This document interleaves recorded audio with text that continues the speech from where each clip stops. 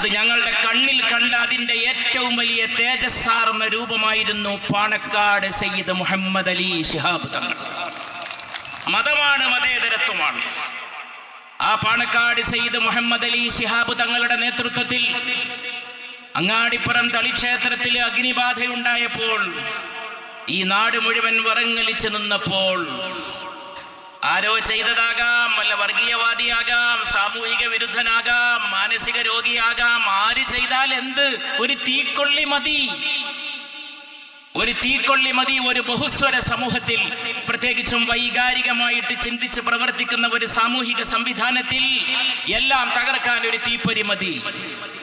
അങ്ങനെ നാടിനെ സ്നേഹിക്കുന്നവർ, സമാധാനകാംക്ഷികൾ നെഞ്ച് കൈ പിടിച്ച് ഹൃദയം താങ്ങി പിടിച്ചു നിന്നപ്പോഴാണ് രാവിലെ ടെലിവിഷനിൽ അവർ കാണുന്നത് അങ്ങാടിപ്പുറം അമ്പലത്തിന്റെ മുമ്പിൽ ഒരു വെളുത്ത രൂപം സയ്യിദ് മുഹമ്മദ് അലി ശിഹാബ് തങ്ങൾ കുഞ്ഞാലിക്കുട്ടി സാഹിബിന്റെ കൂടെ അമ്പലത്തിന്റെ മുറ്റത്തെത്തി പൂജാരി സ്വീകരിക്കുന്ന രംഗം ഈ നാട് കണ്ട ദിനം നാട് മറക്കില്ല.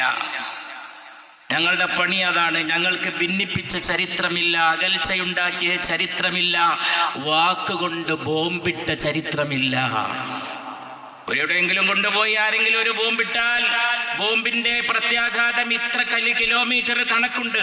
കേരളത്തിൽ ചിലർ വൈകുന്നേരമാകുമ്പോഴേക്ക് ഛർദിക്കുന്ന വാക്ക് ബോംബുകൾ, അത് 1 മാസവും 2 മാസവും മാത്രമല്ല, എത്രയോ ദിക്കുകളിൽ അത് അകൽച്ചയുണ്ടാക്കുന്നു. പ്രിയമപരന്റെ യതൻ പ്രിയം, സ്വകീയ പ്രിയമപരപ്രിയം ഇപ്രകാരമാകും. നയമതിനാലേ നരന് നന്മ നൽകും ക്രിയപരപ്രിയ ഹേതുവായി വരേണം. അവരന് വേണ്ടി അഹർനിശം പ്രയത്നം കൃപണത വിട്ടു കൃപാലു ചെയ്തിടുന്നു.